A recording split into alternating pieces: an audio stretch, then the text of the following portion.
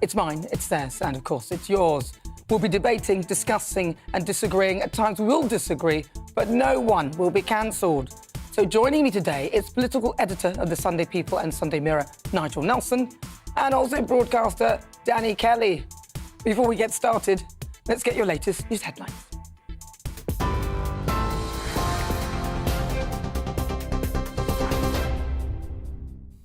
Good afternoon, it's 4 o'clock. I'm Ray Addison in the GB newsroom. The Transport Secretary is accusing rail unions of punishing millions of innocent people over planned national strikes next week. Thousands of rail workers will walk out on Tuesday, Thursday and Saturday, and Grant Shapps says the RMT has ignored requests to negotiate a resolution. The union claims its members have effectively taken a 20% pay cut amid rising inflation. Labour says the government wants the strikes to go ahead to stoke political divisions. RMT's former Assistant General Secretary, Steve Headley, told GB News he agrees with Labour.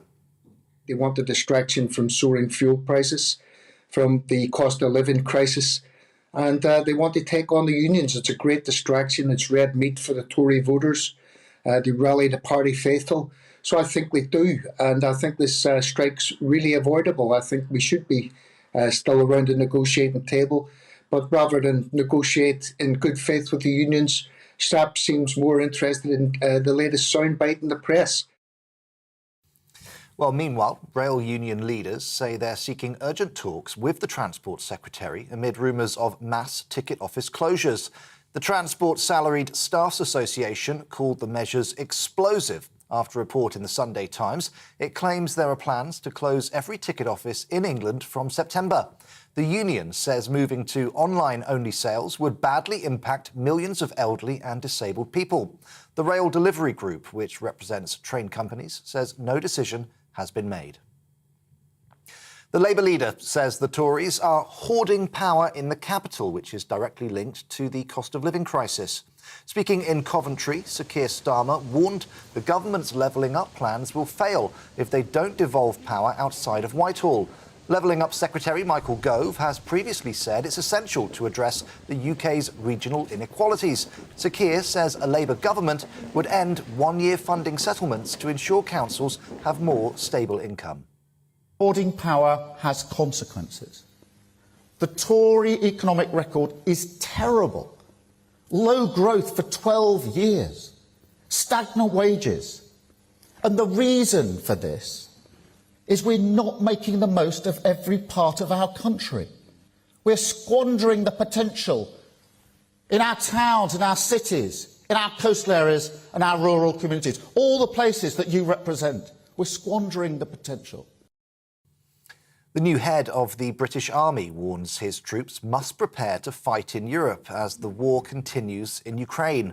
General Sir Patrick Sanders says it's imperative to build an army that's capable of fighting against Russia.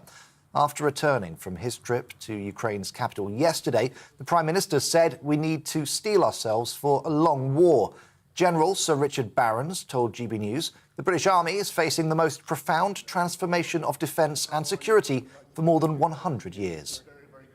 The digital age is changing the way you fight wars, and it's not just drones and missiles and precision, it's about robotics and autonomy and biosciences. So the Chief of General Staff has to change his army to deal with a much higher level of threat, and he has to transform it for the digital age, and he needs to tell his people that, and he needs government to help him do it.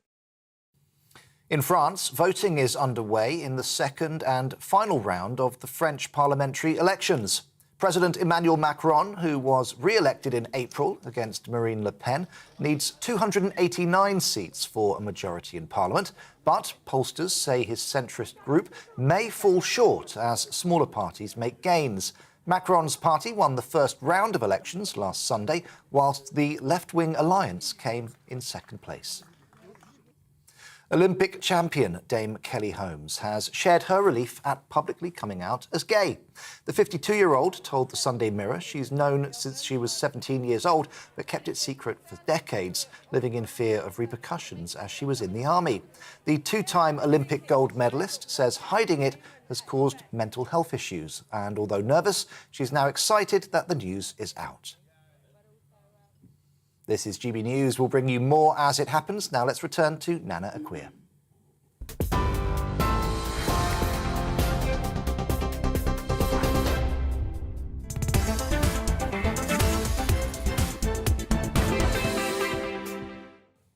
Good afternoon. It's fast approaching 6 minutes after 4 o'clock. This is GB News on TV, online and on digital radio. I'm Nana Akua.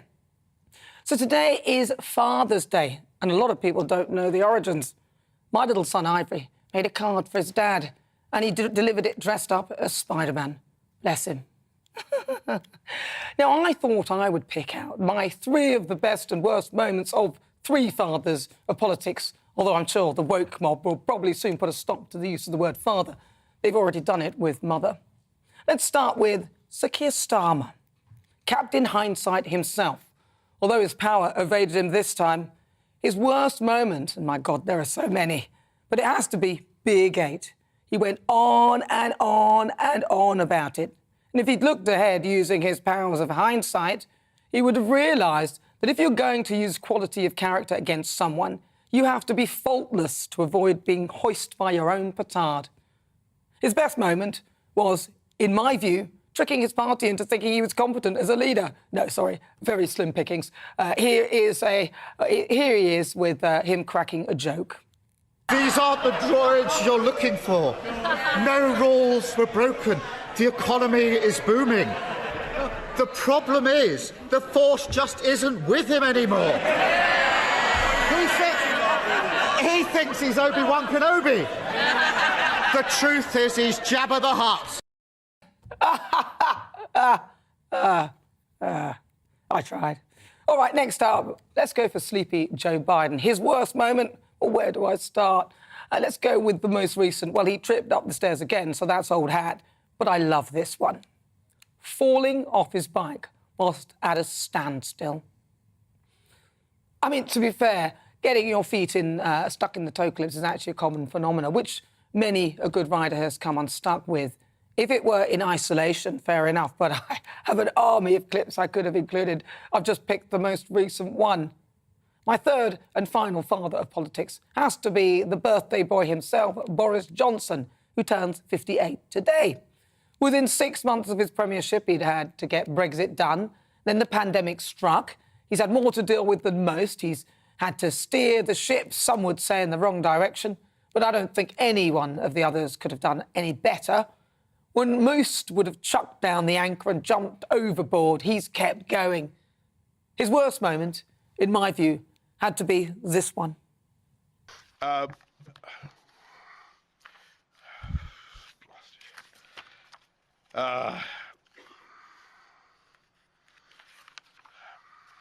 Forgive me.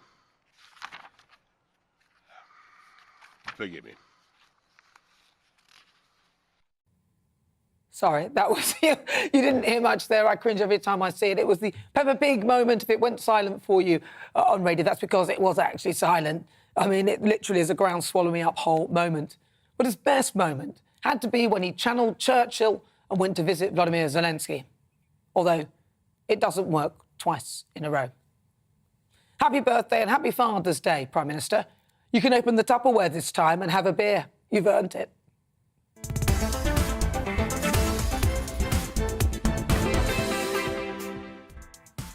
So, before we get stuck into the debate, here's what else is coming up today.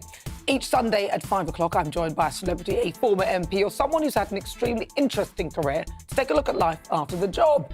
We talk highs, lows, and lessons learned and what comes next on the outside. And today, I'll be joined by the former head of Royal Security, Dai Davies. After a long and distinguished career with the police service, he was appointed as the commander in charge of Royal Protection. Then, in the Great British Debate this hour, I'm asking, who do you back, unions or the government? The country is facing a summer of discontent with train strikes taking place next week and unions representing teachers and NHS workers now also threatening industrial action over pay. Transport Secretary Grant Shapps has accused the RMT union of punishing millions of innocent people by pressing ahead with train strikes. So for the Great British Debate this hour, I'm asking, who do you back, unions or the government? And in Worldview, Boris Johnson has urged Western leaders to steel themselves for a long war in Ukraine or risk the greatest victory of aggression in Europe since the Second World War. And in slightly lighter news, US President Joe Biden has fallen off his bike in Delaware after getting his foot caught in the pedal. That's all coming up in the next hour. As ever, tell me what you think on everything we're discussing You can email gbviews@gbnews.uk or tweet me at gbnews.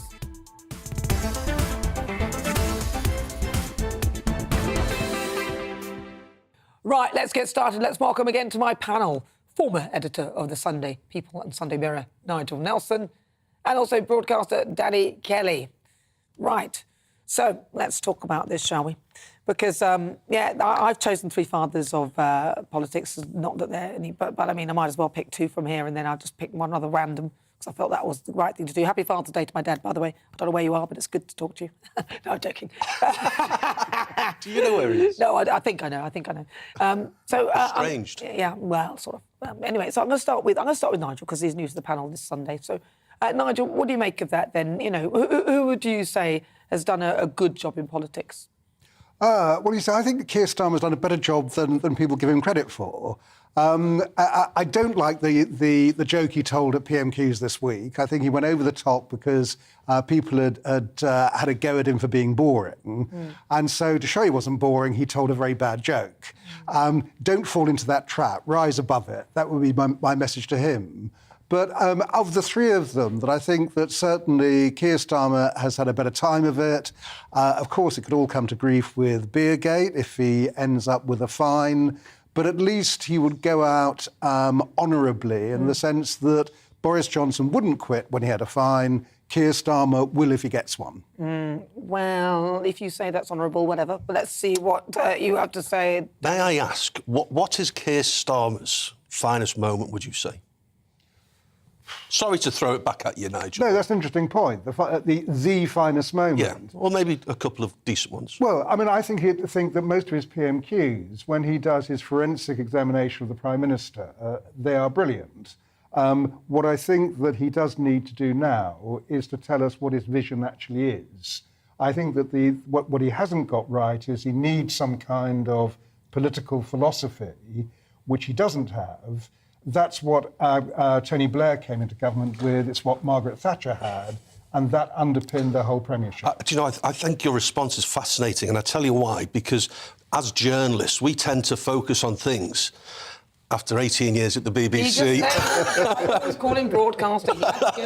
No, never say journalist. because I'm not going to do it, Danny. Your response was holding Boris Johnson's feet to the fire at PMQs, which is irrelevant to the overwhelming majority, I believe anyway, of people who want an alternative government. And that's so peculiar, because I think we are trapped in a little bubble. I would say... But can I just come back to you, though? Because, I hear that, because you talked about the bubble. But if you would think of a moment where the public would have sort of felt Keir Starmer's presence. No, I don't think there has been a moment, and I think that is what Keir needs badly, and that's what I mean about being visionary. And we don't get that. Well, that's the truth. He hasn't had a moment. He's an ex-solicitor or barrister. He's great at the dispatch box, but he hasn't had a tangible moment to offer Labour voters something to put their hat on. No, and that's why I think he's got to come up with that. What about you? OK, I think... Sorry, hold on. Sorry. Danny, what about you? OK. So who would you say, out of those three, would you say would be out of those? Indisputably, I'd say Boris Johnson, because whether you voted Brexit or not, he delivered on his manifesto to get Brexit done. If it's a failure or a success, we'll find out, but he delivered on that.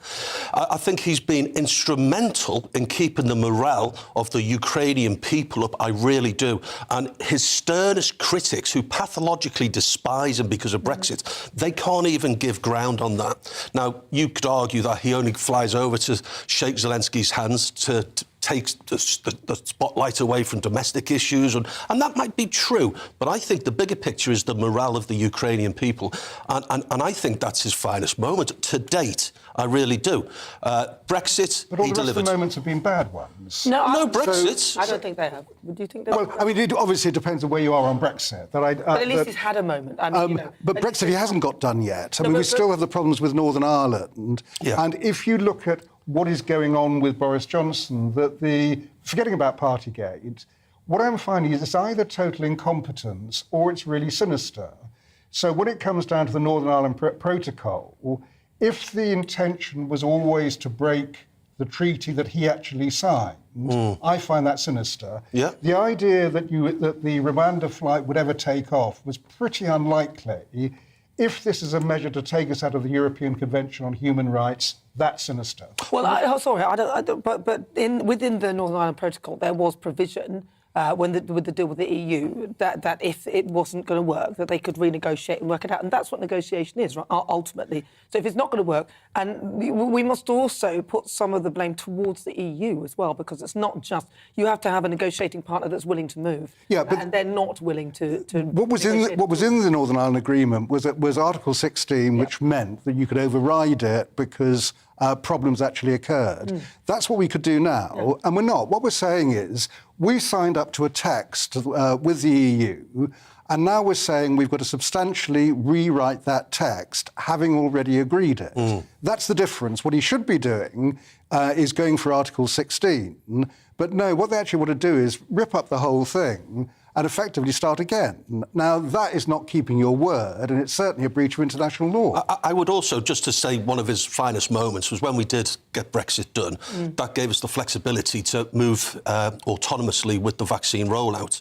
Now, we could have moved autonomously as part of the European Union with the vaccine rollout, but no other government did. So that would suggest to me that that gave us the flexibility to do it ourselves. And I would say thousands and tens of thousands of people probably avoided losing their life because of the early intervention of the vaccine rollout. So I think he should be applauded for that. But then again, you need to balance that up with how the whole pandemic was handled.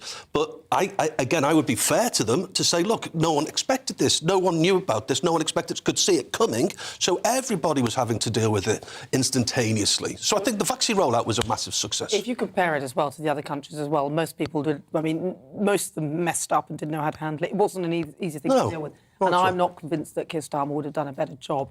But interestingly enough, I was reading, and we were actually talking about the war later on in the programme, but I was reading something that, Sergei Lavrov said, and now he is obviously the Russian foreign minister, and he actually accused UK politicians of sacrificing the interests of its people for political ambitions. And I actually think that, I don't really agree with any of the Russian regime at all, but that one comment there, I think that is true, because if you look at the way they're arguing over this, arguing over that, they wouldn't let over Beergate, Partygate, all this nonsense, whilst literally the world is collapsing around them, and they're still focusing so heavily on those things. So it's interesting. But it just shows the importance of Boris Johnson in this relationship, because Sergei Lavrov, I think is his name, he's the foreign minister, the real sort of pub doorman. The Russian geezer. Then I think the Russians hate Johnson. I really do. Well, they do, because... And that's a good thing for the Ukrainians. It does, well, of course, I think. Information they're fed. What about Joe Biden, then? What's your view? Joe Biden, he fell off his bike. I think as you pointed out, that it's fairly easy to get your foot stuck in a pedal. Yeah. The trouble about that is that Joe Biden really shouldn't be making gaffes like that. He should be extra careful, because his opponents will turn around and say, sorry, mate, you're too old, you're 79, you'll be in your mid-80s if you go for a second term. So he should be watching himself. I didn't like it, by the way, when we saw him during the election campaign running everywhere as if to prove, hey, look, I'm really fit. And that was overdoing it. But, things like that, OK, it was an accident, but it's an accident you should be really, really careful of. Yeah. The answer is, don't get on a bike if you're not absolutely certain about it. Yeah, exactly. Don't do it for TV. That's right. His advisors should have said, actually, Mr. President, this involves you trapping your feet while cycling. So can we suggest you get a normal pedal? That's what his advisors should have said. Mr. President, you're going to fall off. I think he's a good, honourable man. He's a decent man, Joe Biden. Yeah, I do. But I don't think that he's doing a very effective job as President of the USA, leader of the free world. I think the Afghanistan withdrawal was a disaster. Yeah, and I think we'd all agree on that. Everybody agrees with it. A shambles. People, and appalling as well, the fact that we caused what happened in Afghanistan, and then we messed up when we were trying to get people out. Well, 9/11 caused what happened in Afghanistan. Yeah, some people... But we were the ones who were fighting a war there. We encouraged the Afghans to support us. They then had to risk their lives in doing so. Yeah. The least we could do is make absolutely certain we got them out, and that evacuation was a complete shambles. I agree. Well, yes, that's slightly, but I think we slightly digressed when we went into the nation-building exercise in the country anyway. I think that was a slight... I don't know why they sort of decided to stay there and do all that. I thought that was a bit... That was always going to end in tears. But if you just joined us, where have you been? It's just gone 20 minutes after 4 o'clock. This is GB News on TV, online and digital radio. I'm Nana Akua. Now, after the break, it's time for the Great British Debate this hour. And I'm asking, who do you back, unions or the government? Send us your thoughts, gbviews@gbnews.uk. Tell me what you think. You can also tweet at GBNews. We've got a poll up right now asking that question. Who do you back, unions or the government? Cast your vote now, but first, let's get an update with your weather.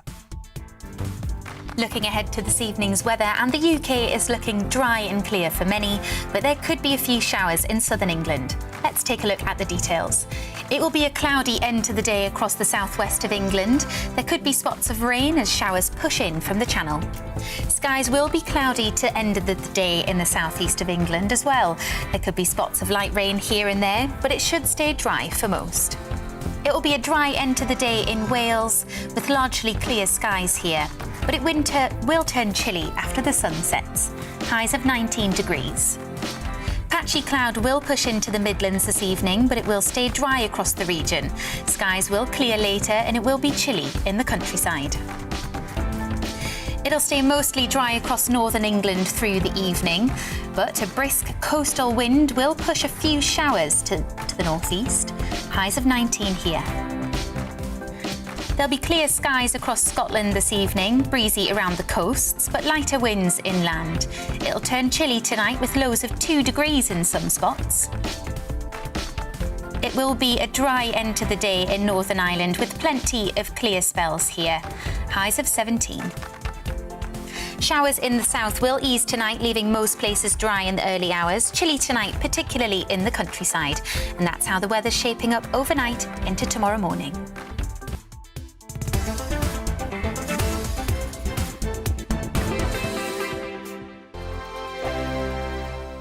We are GB News. We're right across this great nation. On TV, on radio, on digital. Absolutely everywhere. We don't talk down to you. We embrace all voices. With honest and civilised conversation. We're not part of the establishment. We're one of you. And we're only getting started. Join us on GB News, the People's Channel. Britain's news channel. Every morning from 6 o'clock, we'll wake you up with GB News Breakfast with all the stories you didn't know from the night before. So whether it's serious news, entertainment, or your own views from all over our great nation, we're here to kick off your day with a smile. The national media should be reflecting and reporting what's happening here. You will notice the northwestern accents. Whether you're with us on TV, radio, or online, every morning, it's breakfast from 6 a.m. Hope you can join us. Join us for Ministry of Offence, the comedy panel show that's just like the news, in that the left fights the right and it doesn't really seem to matter who wins. We cover the big stories. It was in fact a troop of baboons and not angry vegans. I like that. And the really important stories. Fat naked cow gets stuck in swimming pool. It's a headline in a lot of local newspapers. Yeah. We're on the same team, Nick. Yeah, but I'm just helping you. Join us for Ministry of Offence, Saturday nights, 8 o'clock on GB News. I'm Dan Wootton. Join me Monday to Thursday from 9 to 11 for the feistiest and most fun news debate on TV, where free speech reigns. I'll bring you a sharp take on the day's biggest stories, bombshell newsmaker interviews, and A-list guests. And I guarantee you, no spin, no bias, no censorship, and no reason to go to bed. That's Dan Wootton tonight, Monday to Thursdays from 9 on GB News.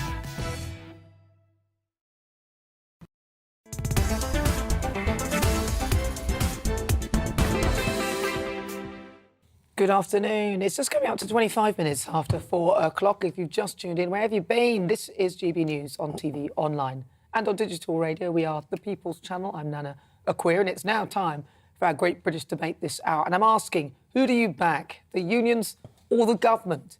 Britain is facing a summer of discontent with a series of strikes set to cripple the rail network, and unions for other industries now are also threatening walkouts. RMT General Secretary Mick Lynch has predicted that industrial action could spread to other services, arguing that people can't take it anymore. Unions representing teachers and NHS workers have also threatened industrial action over pay. Transport Secretary Grant Shapps has accused the RMT union of punishing millions of innocent people by pressing ahead with train strikes. So for the Great British Debate this hour, I'm asking, who do you back, unions or the government? So I'm joined now by former political secretary to Tony Blair, John McTernan.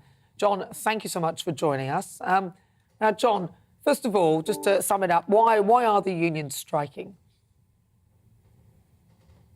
Well, the majority of the unions are striking for a higher pay deal because we're heading for 11% inflation. It's straightforward, simple as that.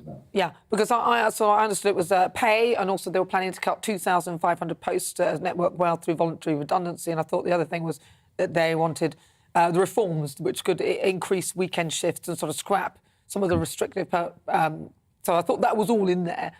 Now no, you shouldn't confuse. There's the dispute with the Transport for London. There's a dispute between RMT and the separate rail companies, and there's a dispute between ASLEF and the separate rail companies. Different unions, different areas, different issues, different disputes. The fundamental driver of discontent is pay and the desire for the employers to give a pay cut to workers. Now, in your view, do you think they're right to be striking in this way?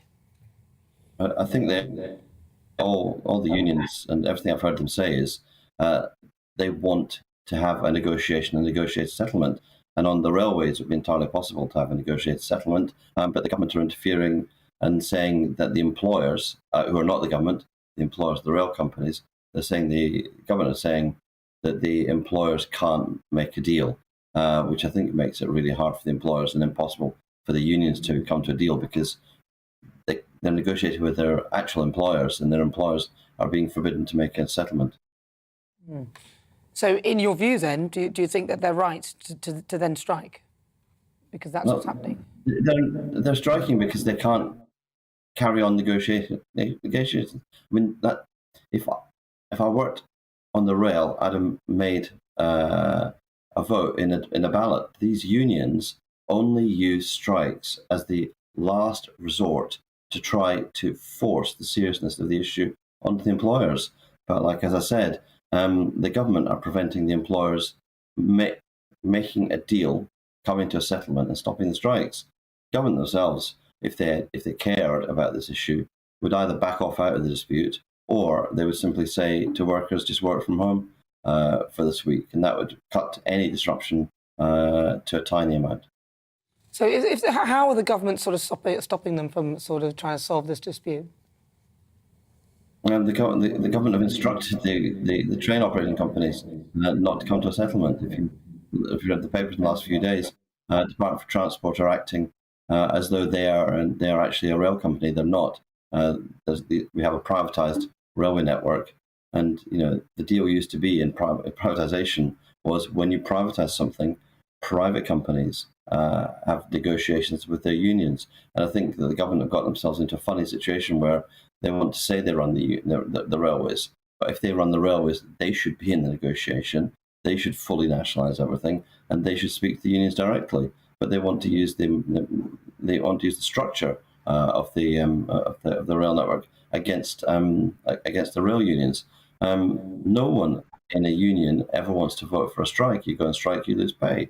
No, it's a last resort, but it shows you where the industry has got to, that despite working together to get the country through the pandemic, despite all that and the recognition of that work, that now the employers are being forced away from the table.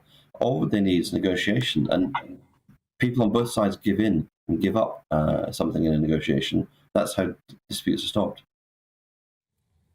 Well, I just want to very briefly, because I know I'm running out of time, and maybe we can put the other interview after the news. I mean, it's just a thought. But I just want to ask you, though, but what about Kwasi Kwarteng's comments? Because I think it was him that said that it feels like the unions are, in a sense, sort of bribing people to strike by doubling the amount that they pay them when they're on strike.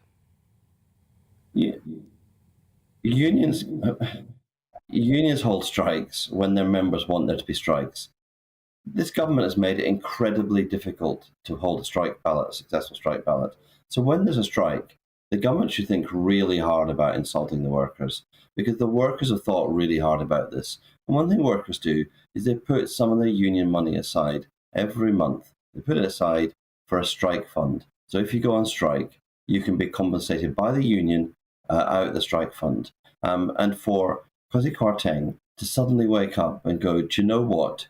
unions have ways of making sure their members don't lose money. You should be thinking about how to make everybody in the country not lose money. Kwasi Kwarteng is part of a government that seems to relish the idea of making every worker in the country lose money because of inflation. 10% pay cut all round.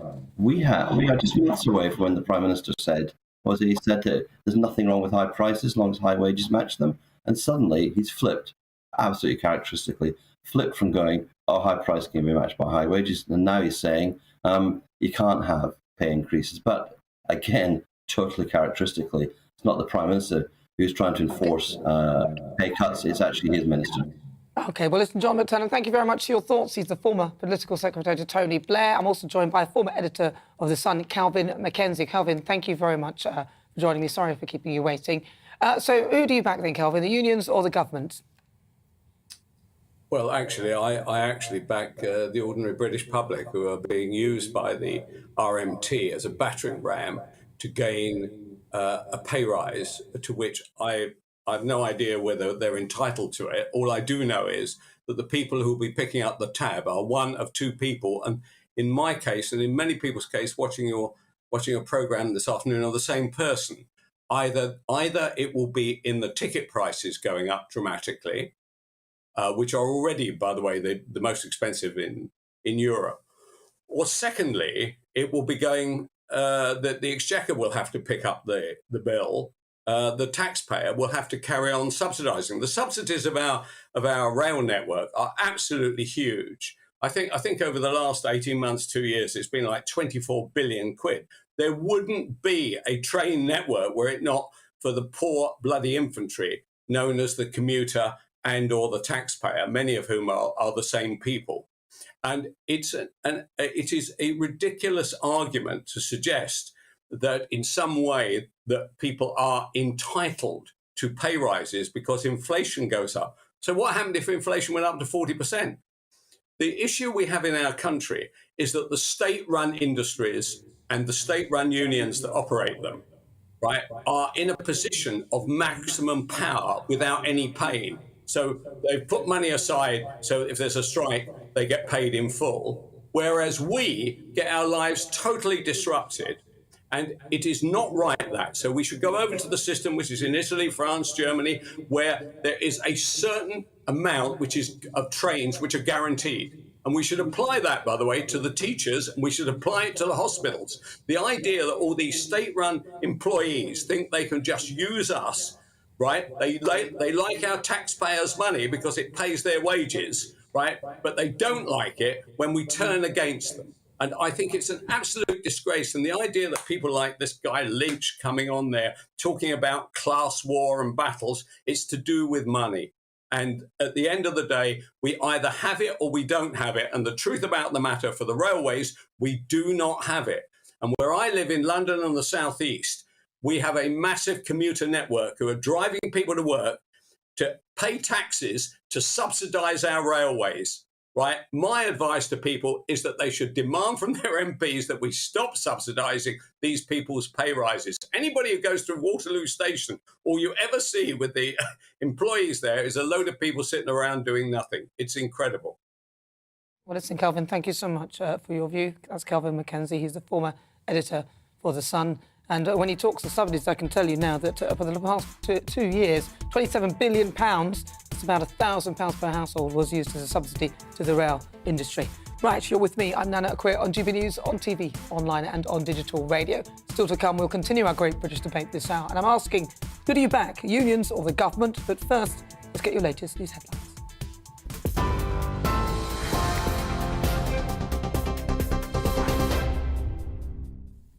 Thanks, Nana. Coming up to 35 minutes past 4, here's the latest from the GB newsroom. The Transport Secretary has warned the country's biggest rail union that strikes this week would be a huge act of self-harm. Thousands of rail workers will walk out on Tuesday, Thursday and Saturday, and Grant Shapps says the RMT has ignored requests to negotiate a resolution. The union claims its members have effectively taken a 20% pay cut amid rising inflation. Meanwhile, rail union leaders say they're seeking urgent talks with the Transport Secretary amid rumours of mass ticket office closures across England from September. The Transport Salaried Staffs Association described the plans, which were reported in the Sunday Times, as explosive. The union says moving to online-only sales would badly impact millions of elderly and disabled people.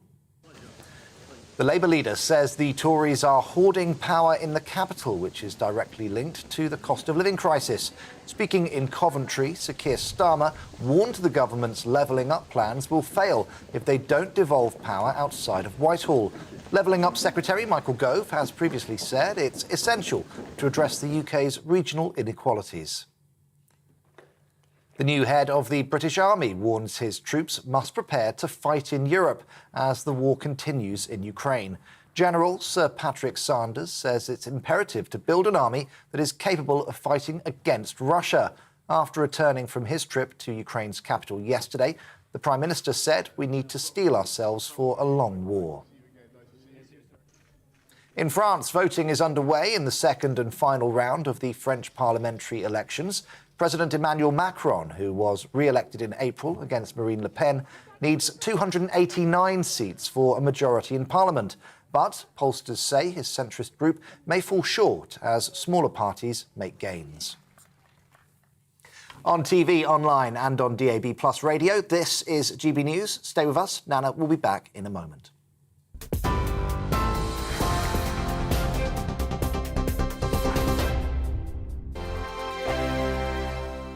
We are GB News. We're right across this great nation. On TV, on radio, on digital. Absolutely everywhere. We don't talk down to you. we embrace all voices. With honest and civilised conversation. We're not part of the establishment. We're one of you. And we're only getting started. Join us on GB News, The People's Channel. Britain's news channel. Every morning from 6 o'clock, we'll wake you up with GB News Breakfast with all the stories you didn't know from the night before. So whether it's serious news, entertainment, or your own views from all over our great nation, we're here to kick off your day with a smile. The national media should be reflecting and reporting what's happening here. You will notice the northwestern accents. Whether you're with us on TV, radio, or online, every morning, it's breakfast from 6 a.m. Hope you can join us. Join us for Ministry of Offence, the comedy panel show that's just like the news, in that the left fights the right and it doesn't really seem to matter who wins. We cover the big stories. It was in fact a troop of baboons and not angry vegans. I like that. And the really important stories. Fat naked cow gets stuck in swimming pool. It's a headline in a lot of local newspapers. Yeah. We're on the same team, Nick. Yeah, but I'm just helping you. Join us for Ministry of Offence, Saturday nights, 8 o'clock on GB News. I'm Dan Wootton. Join me Monday to Thursday from 9 to 11 for the feistiest and most fun news debate on TV, where free speech reigns. I'll bring you a sharp take on the day's biggest stories, bombshell newsmaker interviews, and A-list guests. And I guarantee you, no spin, no bias, no censorship, and no reason to go to bed. That's Dan Wootton tonight, Monday to Thursdays from 9 on GB News.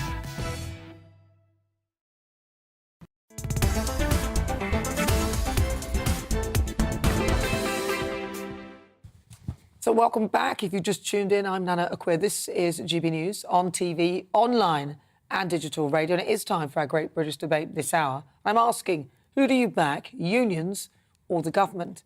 Now, Britain is facing a summer of discontent with a series of strikes set to cripple the rail network. And unions for teachers and NHS workers now also threatening walkouts. RMT General Secretary Mick Lynch has predicted industrial action could spread to other services, arguing that people can't take it anymore. Transport Secretary Grant Shapps has accused the RMT union of punishing millions of innocent people by pressing ahead with train strikes. So for the Great British Debate this hour, I'm asking, who do you back, unions or the government? Let's see what my panel make of that. I'm joined by political editor of the Sunday People and Sunday Mirror, Nigel Nelson, and also broadcaster Danny Kelly. All right, let's see. Danny, I'll start with you. I tell you, I'm a red-blooded capitalist, but I also agree that you should be able to withdraw your labour in order to make your terms and conditions and your pay and a safe environment. But Mick Lynch is taking us back to the 1980s and the 1970s. It's reminiscent of Red Robbo. Anyone from the West Midlands will have heard of Red Robbo, who, if there was milk in the fridge that had turned sour, it'd take everyone out over little trivial things. And he's going to lose the PR battle, Mickey Lynch. And every time I see him, I think, oh, my God, he looks like me as well. It's my look-alike. And he doesn't look like you, Danny. He's a little bit clever, isn't he? Anyway, but he needs to live in the real world a little, because my business, right, the energy bills have gone through the roof, and I can't charge extra to my customers because I run the risk of, for example, the local dealers who they bring their cars to be MOT'd. They currently pay £28 an MOT. I should be putting it up to 33, 34 quid, but I can't. I'm having to absorb it. And it's not like they're on poor money anyway. The median salaries are above the average salaries. So they're going to lose the PR battle. I really do believe that. I agree you should be able to withdraw your labour. But this guy's taken us back to the 70s and the 80s, and I'm worried about a general strike. I mean, it's like he's whipping up this vitriol. But you are saying there that you're in favour of the right to strike. Correct. Back that. So therefore, you are against the government and for the unions in the broader sense. No, I'm not. I'm actually with the government on this one. He needs to be careful because Denmark are running an automated train system in the next 15 years. So what's he going to do then? I don't think that... I think he should lower his demands. I think he should realise that most of the people who buy tickets to go to work probably haven't had a pay rise in the last 2 or 3 years. Some of them may have lost their jobs. They may be going to the job centre to apply for jobs. So I disagree with his tactics. I think that to have 40,000 people walk out over 3 days is going to cripple the hard-working working week of so many working-class people. I really do. And he's trying to divide it. It's got nothing to do with class. All of my working-class mates vote Conservative. You know, it's got nothing to do with class. Well, look, I'm with you with the right for people to strike. But I think that this is, I mean, they're asking for, what, 11%? I mean, that's a bit much. Or to be in line with we don't actually know what they're asking for. That's one of the problems with this particular dispute. That there was some suggestion this morning from Mick Lynch it was around 7%. And he has said he's not going for the 11% because, you know, when inflation is about to reach that in the autumn. I don't think from the rail operator's point of view that when you've got inflation coming up at about 11% later on this year, 2 and 3% offer is good enough. And that applies to all industry, that people are suffering a cost of living crisis. It must be addressed by the employers. So they've got to think in terms of, I'd have thought 5-6% to have any hope of actually coming to a negotiated settlement. Well, why should they even get a pay rise? I mean, I'm not being funny, but I looked at the average. I mean, I get that there's a lower end of that as well, and then there's a higher end that pulls the value to the middle somewhere.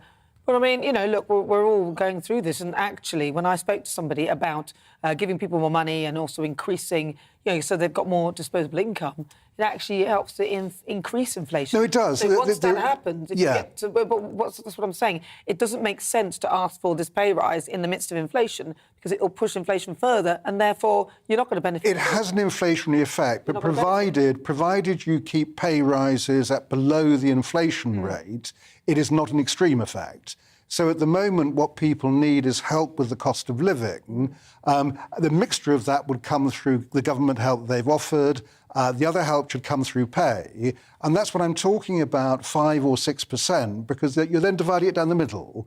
So you're still will be in real terms worse off, but you won't be adding too much to the inflationary spiral, and it won't be as acute as it is at the moment. But then you're at the mercy of the unions. Every time they do that, you're going to have to do it. And that's why you've got the nurses, the teachers all saying, hang on a minute, if it works for them, it'll work for us. I don't think it is up to the employer if people are struggling with the cost of living crisis, because the employer in this case is the taxpayer.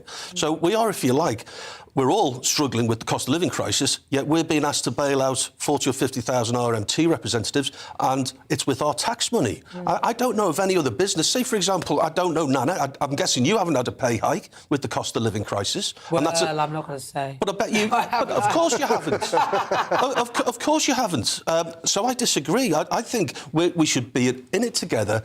The government have given a load of dough to help us with our energy bills. I think that they've increased the threshold when you start paying tax. That's going to help people out. But I disagree that the employers should always bail people out. Well, but when you're in a situation like this one, where you already said that the right to strike should be preserved. Yeah, it's sacrosanct. The government is trying to destroy that by bringing in agency workers in the face of the P&O. They're not destroying the right to strike. Well, they are. They're destroying the strike. Well, not really. And actually, Grant Shapps was talking about a minimal level of staffing initially. Yeah, and what they would do is that other countries do that. That would end the right to strike. That is really. They've got a right to still strike. The services just there's no point going on strike if it doesn't have an effect. Well, it might still have an effect. I mean, they probably have a skeleton staff, which isn't the full thing, but it won't grind the country to a halt, and they won't be able to hold the country to ransom, which is what we're talking about. But which means the strike fails. Well, it might not fail. So the right to strike just disappears, and that's why I'm so against it. And this is what P&O did.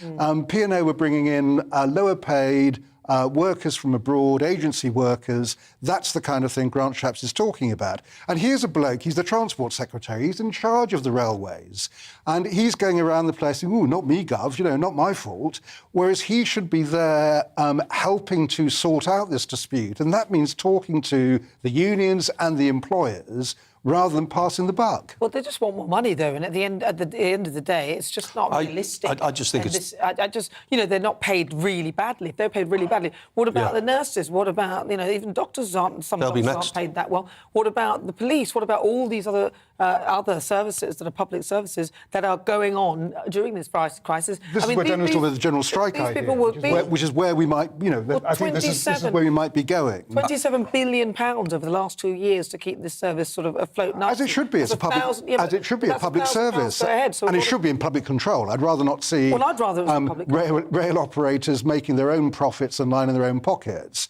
It should be something the public owns, but it's a public service, therefore we have to pay for it.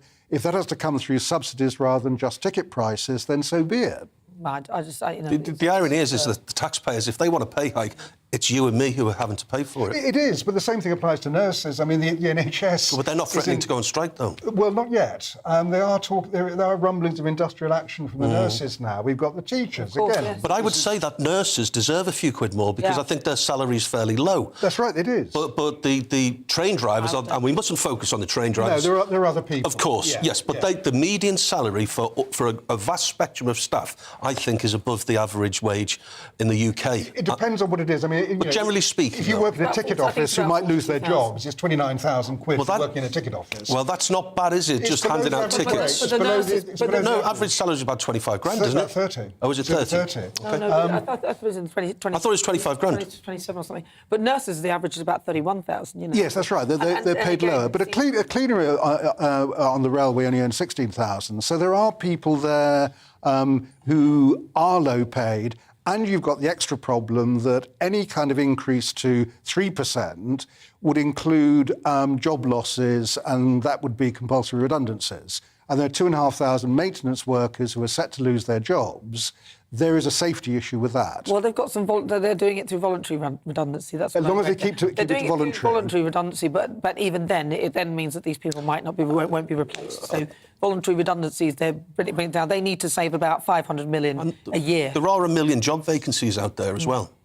Sometimes life's hard. Yeah, life's tough. There's plenty of vacancies. If they don't like the job, I feel that they should just, if they don't like it, then find a different job if they're not happy with the pay, to force our hand and to put us in this position as the public to have to deal with that when we know that we're in a cost of living crisis. Nurses should be paid more. There's plenty of different sectors of the public who worked solidly throughout the pandemic who I think are more deserving of... But that's my point about to avoid all these things, like a general strike... But if you bend to these people, then you've got everybody striking. Well, I mean, I honestly think that the employers cannot be offering these 2% and 3%. That they have to actually recognise that they'll need to offer a bit more to deal with the cost of living crisis. Right, well, let's see what these guys have been saying, because lots of you have been getting in touch with your thoughts. Tamsin says, Network Rail have ignored unions the last 2 years. After the ballots showed 89% yes to strike, they offered 2% people. People cannot pay bills with that. OK, fair enough. Brandon says, with further strikes proposed, the hospitality sector will lose many jobs because of this. Dale says that it's political and money grabbing by the unions. Hospitality just trying to recover will be wrecked as it's normally the busiest time. Tony says they're lucky to have a job and most of them make a lot more than I do. Yeah, see, the sentiment, there's not much sympathy for them at all. No, I mean, I would like to know what Tony actually earns. I mean, if he does earn an awful lot less, I mean, I feel sorry for him. But again, I don't know if he's self-employed. I don't know if he's got an employer. But he should also be getting a pay rise. Yeah, you'd think, wouldn't you? Well, listen, Tony, thanks for your thoughts. Keep those thoughts coming. There's a poll up on Twitter today throughout the show asking unions or the government. Currently, 20% of you are backing the unions. The rest of you are backing the government. You're with me. I'm Nana Akua. This is GB News on TV, online and on digital radio. Still to come, Boris Johnson is a... Jack you, everybody. Thank you. Thank you. Still themselves for a long war in Ukraine or risk the greatest victory for aggression in Europe since the Second World War. But first, let's take a quick break. Hello, I'm Alastair Stewart, and I'd invite you to join me at noon on Saturdays and Sundays for Alastair Stewart and Friends. I've been in this business for over 40 years. And now, here at GB News, I've never been happier. I get to choose the big stories that really interest me. We hear what you have to say, and you hear what I have to say. I really hope you can join me, noon on Saturdays and Sundays.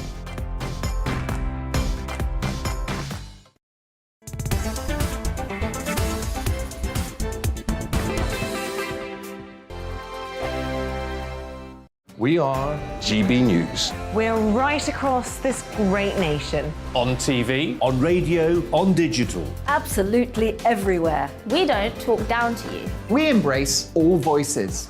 With honest and civilised conversation. We're not part of the establishment. We're one of you. And we're only getting started. Join us on GB News, The People's Channel. Britain's news channel. Every morning from 6 o'clock, we'll wake you up with GB News Breakfast with all the stories you didn't know from the night before. So whether it's serious news, entertainment, or your own views from all over our great nation, we're here to kick off your day with a smile. And the national media should be reflecting and reporting what's happening here. You will notice the northwestern accents. Whether you're with us on TV, radio, or online, every morning, it's breakfast from 6 a.m. Hope you can join us. Join us for Ministry of Offence, the comedy panel show that's just like the news, in that the left fights the right and it doesn't really seem to matter who wins. We cover the big stories. It was in fact a troop of baboons and not angry vegans. I like that. And the really important stories. Fat naked cow gets stuck in swimming pool. It's a headline in a lot of local newspapers. Yeah. We're on the same team, Nick. Yeah, but I'm just helping you. Join us for Ministry of Offence, Saturday nights, 8 o'clock on GB News. I'm Dan Wootton. Join me Monday to Thursday from 9 to 11 for the feistiest and most fun news debate on TV, where free speech reigns. I'll bring you a sharp take on the day's biggest stories, bombshell newsmaker interviews, and A-list guests. And I guarantee you, no spin, no bias, no censorship, and no reason to go to bed. That's Dan Wootton tonight, Monday to Thursdays from 9 on GB News.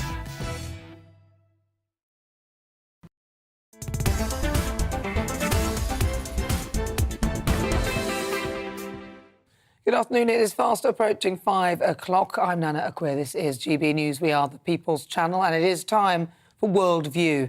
Now, this is the part of the show where we cast our eyes abroad to take a look at global affairs and how they'll affect us here in the UK. So let's start with Ukraine. I'm joined by the Executive Director of the Henry Jackson Society, Dr. Alan Mendoza. Alan, thank you so much for joining me. Now, after visiting Kyiv, Boris Johnson said that Vladimir Putin's invasion is entering a new phase, and if Russian advances were successful, he would not stop at dismembering Ukraine. Now, this is a pretty worrying warning, isn't it? Yeah, I think it's reflective, obviously, of the reality that Putin has shown with his war in Ukraine, that he's willing to throw everything in the kitchen sink at a foreign policy objective. And therefore, we should assume that if he wants to, after such a victory, lead on into other neighbouring countries, there's every possibility he'll do so. A victory here is likely to embolden him rather than make him satisfied that he's reached the end of what he should be asking for. The reality is, if you let him win, he'll keep on trying to win. It doesn't seem as though he's actually, even if he seems to be wanting to get more and more and more. And I hear that Ukraine are losing between 3,000 to 6,000 troops a month. I mean, that's quite something, isn't it? Can Ukraine hold out? Yes. Then, yeah. Well, that's the question, isn't it? I mean, I think Boris went over and said, "Look, here's going to be a long war. It's going to be a long conflict." That's been echoed today by NATO. Long conflict. The reality is that we face obviously the Ukrainians having to continue this terrible rate of attrition in the face of a massive Russian offensive. I think the clue to all this, though, is how will they be able to hold out? They'll be able to hold out and, in fact, turn the tide with better quality Western weapons. What we've given them so far has enabled them to hold on with their own bravery, of course, but they now need even more effective military equipment, which includes some things we've yet to give them in order to ensure they can hold out even longer. And Boris Johnson is, they're talking of potentially troops maybe being sent to Europe. Do you think that's a likelihood if this carries on, British troops ending up going to Europe to maybe support the rest of the European countries around Ukraine? Yes, we've already got troops there, as you know, so it wouldn't be a new, if you like, departure to send more troops. The reality here is that we may well need, though, to bolster forces on the borders of Russia, again, to remind Vladimir Putin that any step beyond where he might get to in Ukraine will immediately be met by a NATO response, should it be a NATO country. These are very troubling times, there's no doubt about it. This is a long and drawn-out conflict that's likely to get worse before it gets better. And I think we are obviously in a state of preparedness to meet the challenge that Putin poses. Dr. Alan Mendoza, thank you very much for talking to me. He's the Executive Director of the Henry Jackson Society. Right, we'll continue the discussion about Ukraine in our Great British Debate after 5, as British soldiers are being warned about potentially fighting in Europe. Now, let's cross over to America and catch up with the main stories across the pond. Host of the Politics People, Paul Duddridge, joins me live from LA. Paul, thank you for joining me. Now, you've seen the video, President Joe Biden falling off his bike, or catching his feet in the cliffs. Well, how's it gone down there? Well, former Vice President Biden, 79 years old, for some reason his handlers think let's put him on a bicycle in front of press, in a crowd. So, yeah, he went back to Delaware and, yes, he fell sideways off a bike. Oh, you've got it there. Isn't it marvellous? Look at this. A la Mr. Bean. Yeah, look, I'm not having to go at him, but bikes, if you're going to use those clips, they need to be propelled forward if you're going to keep your balance. And he found that to his cost. And there he is. He's just doing a little hop there to show that he's completely fine now. But yes, at 79 years old, he's decided to show off his cycling prowess and stop dead and try and stay balanced. But that is former Vice President Biden. That's his weekend in Delaware. I don't suppose anyone was surprised about that. Now, GBNews' Nigel Farage called him a total embarrassment. Is that the view that's shared by the people in America? He's not a total embarrassment because he's actually never completed anything since he arrived in office, but he's working towards that. We hope he's going to be a complete embarrassment by about November. The thing is, he's getting quite old, though, now, as you said. He's 79, so coming the second... He'll be nearer 90 if he gets the second term.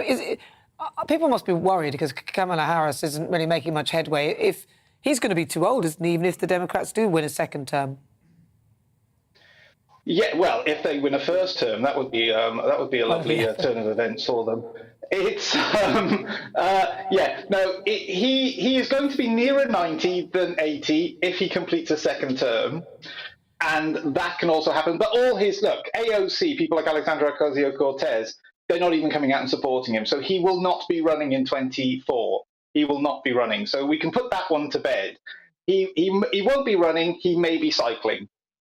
Maybe, maybe not. Who have they got then instead? Would it be Kamala Harris to have her if they go for a second term? I think it'll be Hillary.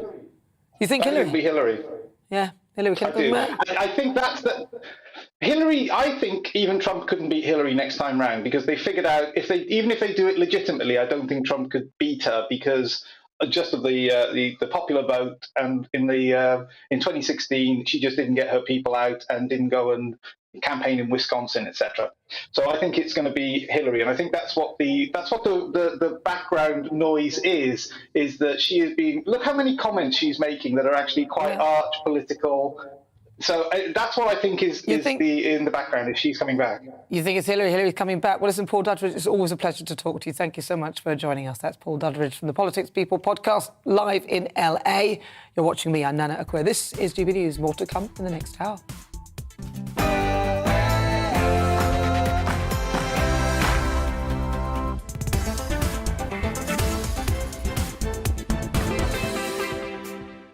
It's 5 o'clock. This is GB News on TV, online and on digital radio. We are the People's Channel, and for the next hour, me and my panel will be taking on some of those big topics that are hitting the headlines right now. But first, let's get your latest news headlines.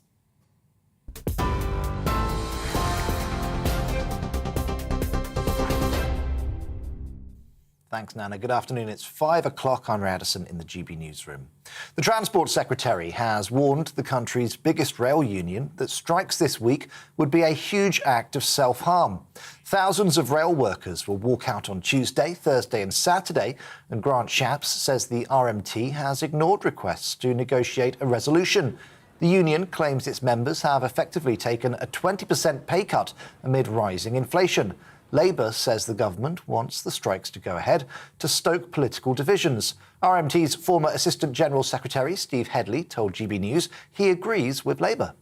They want a distraction from soaring fuel prices, from the cost of living crisis, and they want to take on the unions. It's a great distraction. It's red meat for the Tory voters. They rally the party faithful. So I think we do, and I think this strike's really avoidable. I think we should be still around the negotiating table, but rather than negotiate in good faith with the unions, Shapps seems more interested in the latest soundbite in the press. Meanwhile, rail union leaders say they're seeking urgent talks with the Transport Secretary amid rumours of mass ticket office closures in England from September. The Transport Salaried Staffs Association described the plans, which were reported in the Sunday Times, as explosive. The union says moving to online-only sales would badly impact millions of elderly and disabled people. The Rail Delivery Group, which represents train companies, says no decision has been made. The Labour leader says the Tories are hoarding power in the capital, which is directly linked to the cost of living crisis. Speaking in Coventry, Sir Keir Starmer warned the government's levelling up plans will fail if they don't devolve power outside of Whitehall. Levelling Up Secretary Michael Gove has previously said it's essential to address the UK's regional inequalities. Sir Keir says a Labour government would ensure councils have more stable income. Hoarding power has consequences. The Tory economic record is terrible. Low growth for 12 years. Stagnant wages. And the reason for this is we're not making the most of every part of our country. We're squandering the potential in our towns, in our cities, in our coastal areas and our rural communities. All the places that you represent, we're squandering the potential. The new head of the British Army warns his troops must prepare to fight in Europe as the war continues in Ukraine. General Sir Patrick Sanders says it's imperative to build an army that's capable of fighting against Russia. After returning from his trip to Ukraine's capital yesterday, the Prime Minister said we need to steel ourselves for a long war. General Sir Richard Barrons told GB News the British Army is facing the most profound transformation of defence and security for more than 100 years. The digital age is changing the way you fight wars, and it's not just drones and missiles and precision, it's about robotics and autonomy and biosciences. So the Chief of General Staff has to change his army to deal with a much higher level of threat, and he has to transform it for the digital age, and he needs to tell his people that, and he needs government to help him do it.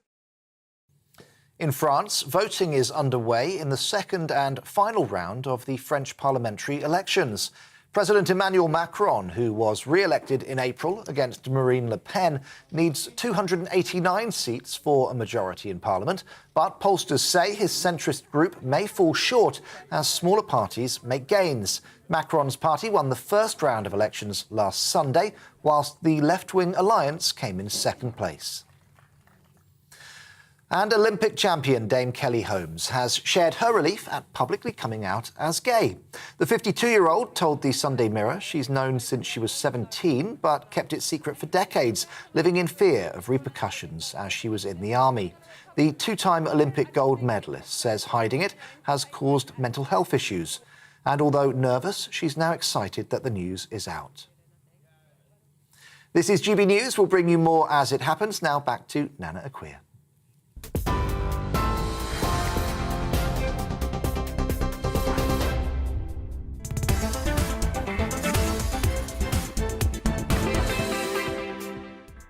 Good afternoon. It's just gone 5 minutes after 5 o'clock. I'm Nana Akua. This is GB News on TV, online and on digital radio. For the next hour, me and my panel will be taking on some of those big topics hitting the headlines right now. This show is all about opinion. It's mine, it's theirs, and it's yours. We'll be debating, discussing, and at times we will disagree, but no one will be cancelled. So joining me today is political editor of the Sunday People and Sunday Mirror, Nigel Nelson, and also broadcaster Danny Kelly. Still to come each Sunday at 5 o'clock, I'm joined by a celebrity, a former MP, or someone who's had an extremely interesting career to take a look at life after the job. We'll talk highs, lows and lessons learned and what comes next on the outside. And today, we go outside Her Majesty's security. Dai Davies is the former head of Royal Security and a former divisional commander in the Metropolitan Police Service. He was responsible for protecting the royal family all over the world. We'll get an insight into what it was like and what he's up to now. What comes next on the outside? And in our Great British Debate this hour, I'm asking, are you comfortable with British troops fighting in Europe? The head of the army has said that British troops must prepare to fight in Europe once again as the conflict in Ukraine continues. This comes as Prime Minister Boris Johnson returned from Ukraine with a warning that we need to steel ourselves for a long war. So today I'm asking, are you comfortable with British troops fighting in Europe? Let me know what you think on everything we're discussing. Email gbviews@gbnews.uk or tweet me at gbnews.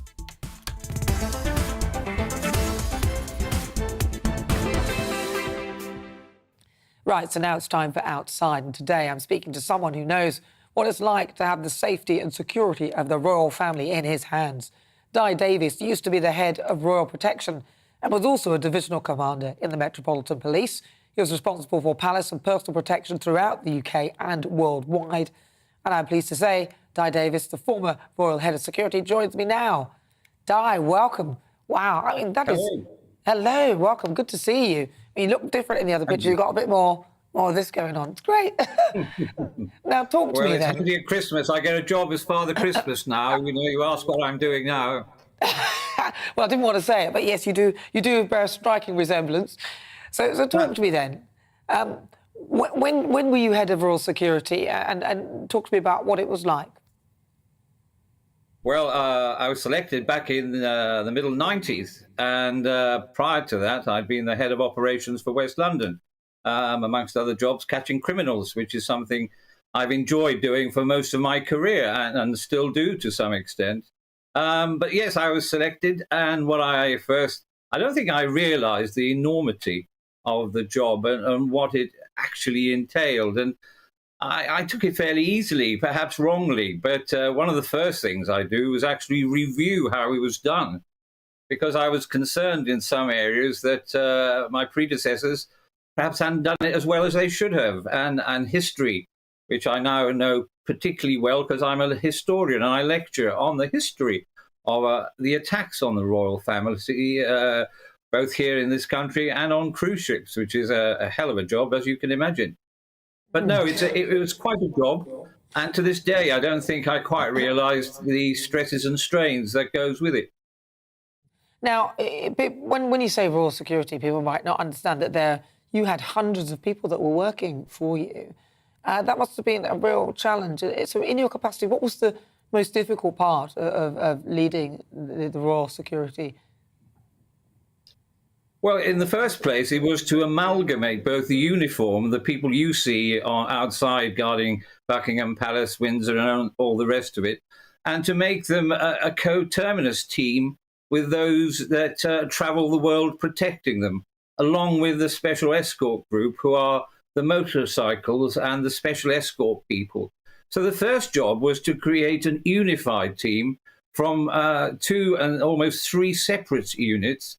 And I think one of the key things in any security is to have a combined vision and then an excellence which everyone feels part of a team. And that was really my primary role in the first year, was to bring everyone together to ensure that the priority went, one, obviously, to Her Majesty, and then in cascading order, if you like, for those who would follow her, you know, Prince Charles, and then obviously William, and so on and so forth. But, you know, in my day, we had 22 that we protected full time. So it meant we were really stretched, which again added to the problem because, of course, royals travel.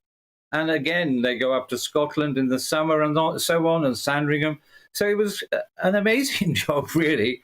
But I'm an ex-street copper, and I think that is what's so vital in any good police man or woman, is to have that street capability, which teaches you to act quickly, succinctly, and get the job done. And that was my primary role, really. Well, you must have met them, quite a few of them. Have you got any juicy gossip stories? Any stories? What can you tell us? None that I care to tell you in public, to be honest with you. But no, I'm sorry about that. But no, whenever I did meet members of the royal family, obviously I was there as someone wrongly said, the titular head. And I didn't know what titular meant, being slightly ignorant Welshman. So I had to look it up, and it means in name only. Well, they had a shock. Having been the head of West London's TSG, Territorial Support Group, I'm nobody's titular. I now know what it means. So that some of them had a bit of a shock, because I was a marathon runner, very fit. I was an ex-firearms officer, an advanced driver, so I could ask them to do what I could do. And I think that's so important in leadership. And I started out life training to be a naval cadet officer. And again, as a young boy, that gave me the grounding in leadership. And I think leadership is about giving somebody a vision and that translating that vision into actually achieving the job. And my job was to keep them alive when the original IRA and others, some of the mentally ill people, etc., were doing their utmost to actually harm them. And so it was very interesting, and it is interesting to know the history of attacks on the British royal family, which goes back, well, obviously centuries, but I go back to 1760 when George III came on the throne, and poor old George was attacked numerous times, as was Victoria, and all of them in one shape or another. It's a fascinating tale, really, which hardly anybody knows about. Yeah, what a great tale. We'll have to do a whole session on it. You'll have to come in and talk to us all about that. When you see the royal family doing, so, for example, the Queen's Jubilee, you must see it with different eyes then, because you must see it with there'll be security here and security there. We watch it, we don't see anything. But, you know, I just see the royal family, you see the Queen on the balcony, it seems quite exposed and everything, but, you know, we feel that it's going to be safer because you're obviously there's security around about there.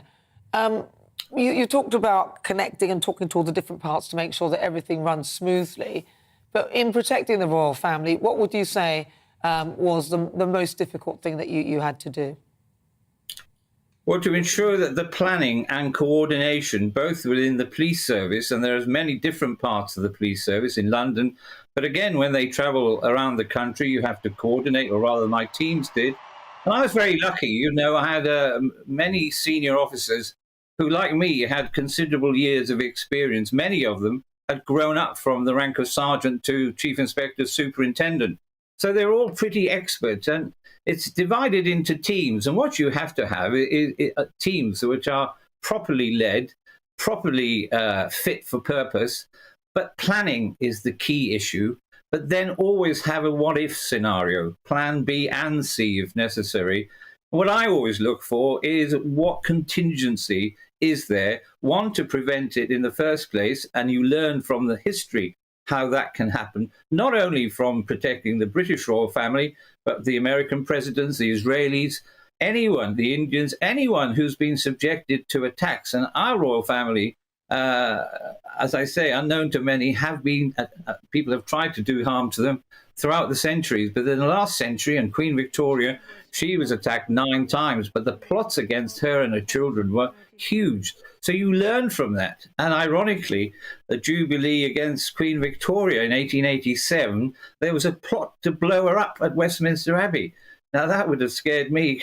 And again, I can't help thinking back, what if? And that's what I'm looking at when I see royals going in and around the country and abroad. Yeah, I should imagine.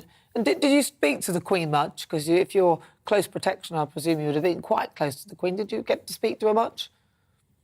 Well, I did meet her, obviously, on a number of occasions, but I had teams, and I had what's known as the Queen's police officer, or several of them, who are the team.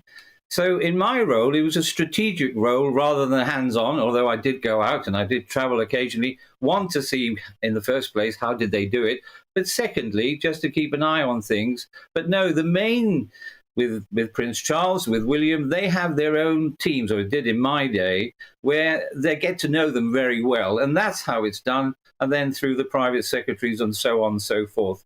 But yes, I did walk the shop floor as often as I could. I sometimes get up at 2, 3 in the morning and go around the palaces and castles and make sure that those on the ground floor actually, hopefully, knew what I was saying on the top floor. There's been a few instances where people have got very, very close to the Queen. You know, there was somebody who got into a bedroom and things like that. Well, you weren't looking after security around about that time, were you? No, that was Michael Fagan, and it goes back a long time. I mean, the portrayal on The Crown is wrong in every sense of the word, but that's an entertainment programme. That was disgraceful. It shouldn't have happened, and of course, a series of mishaps led to him being able to do it. In my nearly 4 years, nobody got near Her Majesty, I'm pleased to say, or anybody else. It came close once or twice, which I won't talk about, but seriously, if you put these measures in place, and it's like an onion, really, you have layers, and it's ensuring that those layers coordinate and prevent an intrusion. But, you know, people of various types and sorts are always planning, try to get in for a variety and attack them or cause any kind of issue, publicity. They're there and they get huge publicity. Anything that happens in or near the royal family is newsworthy. And quite often, sometimes certain newspapers would cause problems, particularly at the weekends, with trying to get into people, sometimes bribing people, sometimes it's alleged, and so on and so forth. So the royals sell newspapers, and that's a fact which we had to live with. Yeah. Well, you've also got a keen interest in child protection issues too. You're an ambassador of Kidscape, is that right? Well, I was an ambassador for 17 years, and I went to an English public school here in Wales, HMS Conway, where bullying in my days in the 60s was rife. One of the reasons I joined the police is I hate bullies. And so when I retired, I was asked by Kidscape, the national children's charity, whether I'd come on board, and it was a great privilege and pleasure to actually articulate those views of the charity to try and ensure that schools and other organisations prevent bullying. Sadly, it still goes on. And despite my 17 years, I hear lessons have been learned, and so often they're still not being learned when it comes to child abuse and female abuse. That's another area where I'm hugely interested in, is protecting women. And I think we let women and children down still in this country. Mm-hmm. So what are you up to now then? Because you've done all of that. What's going on in your world? I know you said you're you're a historian now. Tell me a bit about what you're up to. Well, I'm very privileged to say I'm offered cruise ship lectures and have been lecturing on cruise ships now for 12 years. And it's a huge pleasure because you get to give these lectures on the attacks on the royal family, who are the royal family, where do they live, the history of their castles and so on. And particularly somebody like Edward VIII, who you know, was a dreadful man, in my opinion, who abdicated in favour of Mrs. Simpson. And I love researching. It's like being a detective, really, and you go back to that. But I also like helping people in trouble. And quite often over the last years, I've gone against my former colleagues because I like helping the little man against authority, if that authority is wrong. And I get great privilege. It's a privilege to help people in trouble who are genuine, who are innocent, in my opinion, and I enjoy helping people and tackling authority. I can't help it. I don't like bullies, whether they come from the government, from the police, or anyone else. Yeah, here. I feel the same way, Dai. It's really good to talk to you, Dai Davies. It's a pleasure. Very interesting man, very interesting career. Dai Davies, he's the former head of Royal Security. That was outside. Coming up, it's the Great British Debate this hour, and I'm asking, are you comfortable with British troops fighting in Europe? Now, the head of the British Army has told his troops to be ready to confront the renewed threat from Russia following its invasion of Ukraine. Now, this comes as Western leaders warn that the war will not be over quickly. That's on the way, but first, let's get an update with your weather. Looking ahead to this evening's weather, and the UK is looking dry and clear for many, but there could be a few showers in southern England. Let's take a look at the details. It will be a cloudy end to the day across the southwest of England. There could be spots of rain as showers push in from the Channel. Skies will be cloudy to end of the day in the southeast of England as well. There could be spots of light rain here and there, but it should stay dry for most. It will be a dry end to the day in Wales, with largely clear skies here, but winter will turn chilly after the sun sets. Highs of 19 degrees. Patchy cloud will push into the Midlands this evening, but it will stay dry across the region. Skies will clear later and it will be chilly in the countryside. It'll stay mostly dry across northern England through the evening, but a brisk coastal wind will push a few showers to the northeast. Highs of 19 here. There'll be clear skies across Scotland this evening, breezy around the coasts, but lighter winds inland. It'll turn chilly tonight with lows of 2 degrees in some spots. It will be a dry end to the day in Northern Ireland with plenty of clear spells here. Highs of 17. Showers in the south will ease tonight, leaving most places dry in the early hours. Chilly tonight, particularly in the countryside. And that's how the weather's shaping up overnight into tomorrow morning. On radio, they call it the drive time slot, 4 p.m. until 6 p.m. as listeners head home. It's that part of the schedule when the dust of the day's events begin to clarify, and we try to make sense of it for you. Brazier is drive time for radio and TV. It's fast, it's punchy, it's opinionated, there's a Brazier angle, and a little bit of levity. That's the question. That's 2 questions, actually. That's Brazier, Monday to Thursday, 4 till 6 on GB News.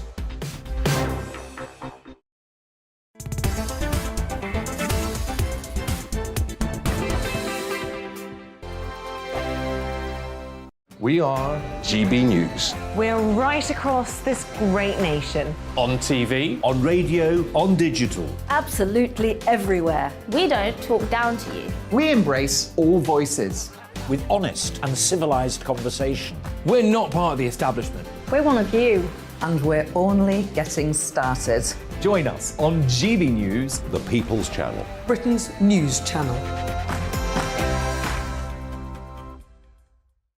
Every morning from 6 o'clock, we'll wake you up with GB News Breakfast with all the stories you didn't know from the night before. So whether it's serious news, entertainment, or your own views from all over our great nation, we're here to kick off your day with a smile. The national media should be reflecting and reporting what's happening here. You will notice the northwestern accents.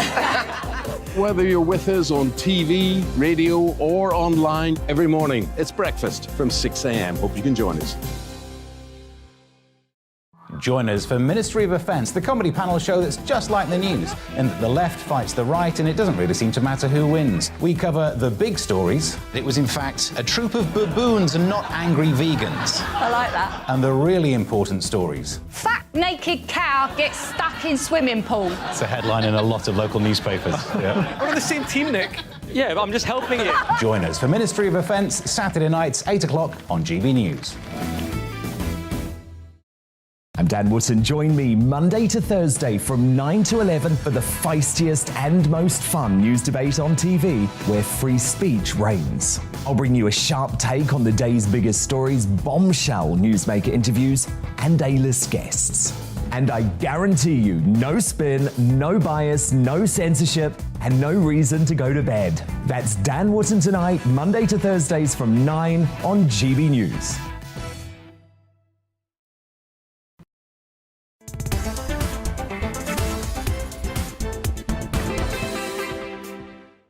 Good afternoon. This is GB News on TV, online and on digital radio. I'm Nana Akua. You can also follow us live on YouTube. It's just coming up to 24 minutes after 5 o'clock. And it is time for our Great British Debate this hour. And I'm asking, are you comfortable with British troops fighting in Europe? Now, both the Prime Minister Boris Johnson and head of NATO are warning that the war in Ukraine is far from over. Now, speaking to his troops, the head of the British Army, General Sir Patrick Saunders, said that they must prepare to fight in Europe once again. So for my Great British Debate this hour, I'm asking, are you comfortable with British troops fighting in Europe? Well, I'm joined by the chair of the Commons Defence Select Committee, MP Tobias Ellwood. Now, he's speaking to us in a personal capacity. And Tobias, thank you so much for talking to us about this. What do you make of the calls for British troops needing to be ready to fight in Europe? The fundamental question is, if we don't do it, who will? And what we're seeing take place in Ukraine, and I'm pleased our Prime Minister went there himself, is that Russia has now regrouped. It's learned its lessons from its initial invasion errors. It's now consolidating its ownership of a fifth of the country. And we've done enough to make sure that Ukraine doesn't lose, but not enough to make sure that they can win. And the consequences of this is, where may Russia go next? And that is the question that General Patrick Saunders, that you referred to, is asking, because NATO has certainly shored up our own support, but we've sat on our hands as a formidable military alliance. We have watched this fire develop in Ukraine, but we haven't put it out. And if we won't put it out, where might it spread to next? And that is the fundamental question, because this isn't just about Ukraine. If you ask yourselves why the price of food is going up in this country, it's directly linked to Ukraine. If you ask yourself why oil and gas energy prices are going up in this country, it's directly linked to Ukraine. And had all the countries in NATO done as much as Britain has done to support our Ukrainian friends, we would have flushed Russia out of mainland Ukraine by now. But that hasn't happened. And now we face, I'm afraid, an existential threat to European security. We are experiencing a change an era change, if you like, in security over the next 10 to 15 years. But some people would say that, you know, the fact that we're sending our troops, surely if Europe wanted to fight this war, those Germany and other countries could, and it's not easy, but could cut off the supply of income, and that would be removing their dependency on Russian oil and gas. And that would probably be far more powerful than sending troops over to Europe. Yes, it's got to be a combined effort. Sanctions can have their impact, but as you imply, if there are countries that are still buying that oil and gas, it would have less of an effect. And don't forget that Russia is now pivoting towards China, selling its goods and services to China as well. That's because they've not joined in these sanctions, and indeed to other countries that have sat on the fence as well, South Africa, India, Brazil, and so forth. So until these other countries all join in and recognize that this is against Putin and the regime, the Kremlin, and not the Russian people, then there's every prospect that Putin could survive this. And if he does survive, where does he go next? That's the big question. Chances are he'll probably try take advantage of perhaps the West's hesitance, our risk averseness to push forward into the Slavic area of Eastern Europe. And that's exactly why General Saunders was saying we need to look at potentially going back into Europe to provide that security support. Because currently, if reports are to be believed, Ukraine are losing between 3,000 to 6,000 troops a month. That's what I was reading. And that's quite a lot of people to lose, which means that they won't really be able to sustain this. So almost in a sense, we could potentially be sacrificing British lives when the other elements haven't been achieved. So cutting off the supply of gas and oil, the money that's going through for that. So would you be comfortable with our troops going into Europe to fight with all those things still in place? Well, we already have troops that have gone into Europe, if you want to call it that way. I mean, don't forget, we're part of Europe. But we've actually sent battalions to Eastern Europe to shore up our NATO flanks. We're part of this important NATO alliance. And we've done very, very well after the bruising embarrassment of retreating from Afghanistan, NATO has regrouped, has revitalized itself, and is now actually shoring up the Baltic nations, for example, in the same way that we did during the Cold War in Germany. And that's very, very good itself. But I underline the fact that we're not doing enough to provide support to Ukraine. Now, nobody at this stage is saying send British troops there. I repeat the point that if everybody had done as much as we've done in training Ukrainian soldiers, in providing weapon systems earlier on, then they would actually have the capabilities to push Russia back. Unfortunately, Russia has now regrouped in the east of the country, and they are potentially may head west as well towards Odessa.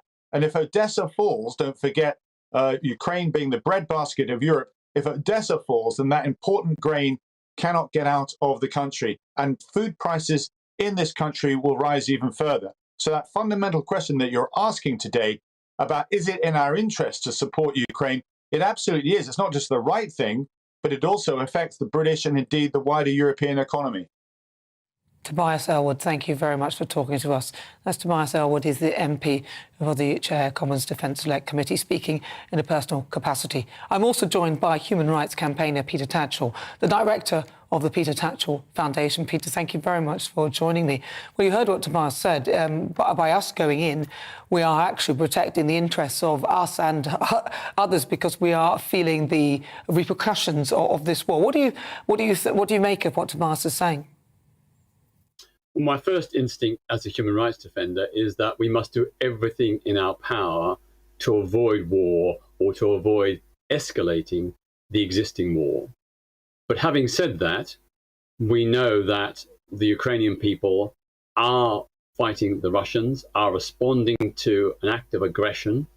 And Tobias Ellwood is absolutely right that if Russia succeeds in Ukraine, there is the possibility, it's not a certainty, but the possibility that Putin may be emboldened to target other former Soviet countries, such as the Baltic states of Lithuania, Estonia, and so on. So I think we have to be really, really cautious and careful.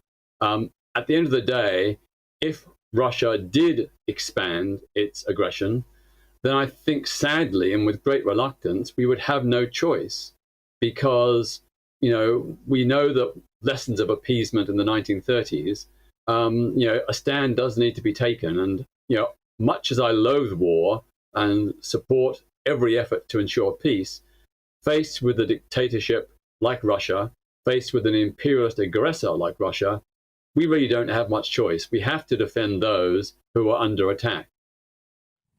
OK, so very briefly, I've got to ask you then, so you are then in favour of troops being sent to Europe? Is that correct? Just a yes or no, just so because I've got another question I want to ask. Not to Ukraine at the moment, but if Russia did embolden itself with further acts of aggression, then yes, very reluctantly, but yes, I think that would be necessary. Right, Peter, and on another subject, I have to ask you, because this is breaking news, there was another story, and I wanted to get your comments. FINA, the governing body for swimming, has announced that they voted to stop transgender athletes from competing in women's races if they've gone through any part of male puberty. What do you make of that decision? Well, I think the science is a bit uncertain, but I totally agree that sport has to be fair. And if any athlete has an undue advantage, then that has to be taken in consideration. I think a blanket ban is probably excessive. I don't think that's justified. Not all trans people are the same. Just because a trans person has gone through puberty prior to transition, that doesn't necessarily mean that they will have an unfair advantage over other competitors. I've always argued in favor of individual assessment. And there has to be demonstrable, very clear advantages for a trans athlete before any consideration should be given about excluding them.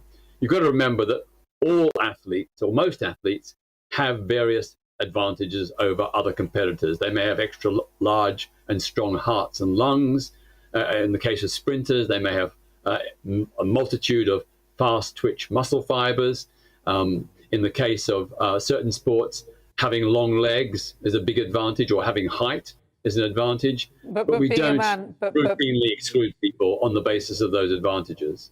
Thank you so much for answering that, although I think being a man and female sport, if you've gone through puberty, might be quite a big advantage in general. But I respect your thoughts. Peter Tatchell, thank you very much for joining me with your views. You're with me. I'm Nana Akua. This is GB News on TV, online and on digital radio. Now, coming up, we'll continue our great British debate this hour. I'm asking, are you comfortable with British troops fighting in Europe? You'll hear the thoughts of my panel, political editor of the Sunday People and Sunday Mirror, Nigel Nelson, and also broadcaster Danny Kelly. Smile a little, Nigel, surely. But first, you look so miserable. But first, let's get your latest news headlines.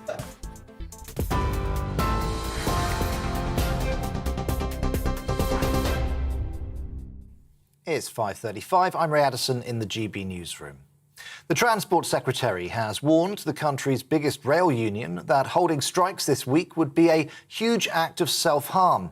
Thousands of rail workers will walk out on Tuesday, Thursday and Saturday. And Grant Shapps says the RMT has ignored requests to negotiate a resolution. The union claims its members have effectively taken a 20% pay cut amid rising inflation. Meanwhile, rail union leaders say they're seeking urgent talks with the Transport Secretary amid rumours of mass ticket office closures across England from September. The Transport Salaried Staffs Association described the plans, which were reported in the Sunday Times, as explosive. The union says moving to online-only sales would badly impact millions of elderly and disabled people. The Labour leader says the Tories are hoarding power in the capital, which is directly linked to the cost of living crisis. Speaking in Coventry, Sir Keir Starmer warned the government's levelling up plans will fail if they don't devolve power outside of Whitehall. Levelling Up Secretary Michael Gove has previously said it's essential to address the UK's regional inequalities. The new head of the British Army warns his troops must prepare to fight in Europe as the war continues in Ukraine. General Sir Patrick Sanders says it's imperative to build an army that is capable of fighting against Russia. After returning from his trip to Ukraine's capital yesterday, the Prime Minister said we need to steel ourselves for a long war. And in breaking news, swimming's world governing body has voted to restrict transgender athletes' involvement in elite women's competitions. Instead, open categories will be created for them to participate. The rules will only apply to athletes who have transitioned after the age of 12. We're on TV, online and on DAB+ radio. This is GB News. Back to Nana Akua in just a moment.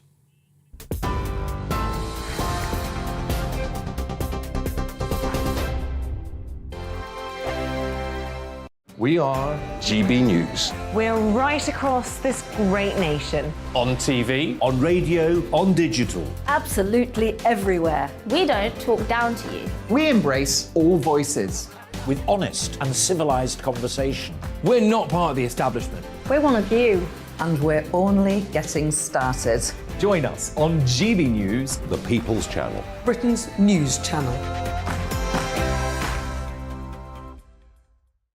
Every morning from 6 o'clock, we'll wake you up with GB News Breakfast with all the stories you didn't know from the night before. So whether it's serious news, entertainment, or your own views from all over our great nation, we're here to kick off your day with a smile. The national media should be reflecting and reporting what's happening here. You will notice the northwestern accents.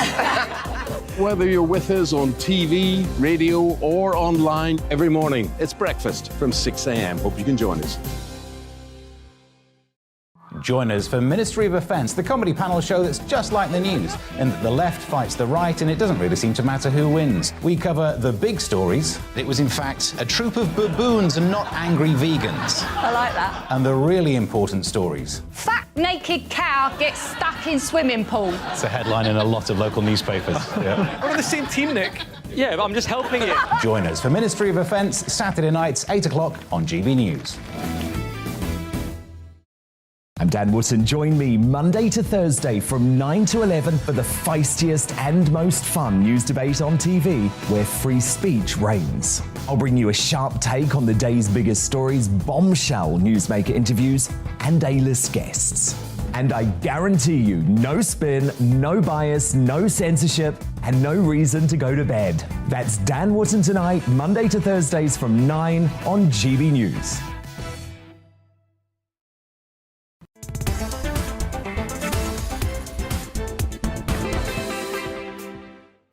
So So it is coming up to 39 minutes after 5 o'clock. If you just joined us, welcome on board. This is GB News. We are the People's Channel. We're live on TV, online and on digital radio. I'm Nana Akua, and it's time for our Great British Debate this hour.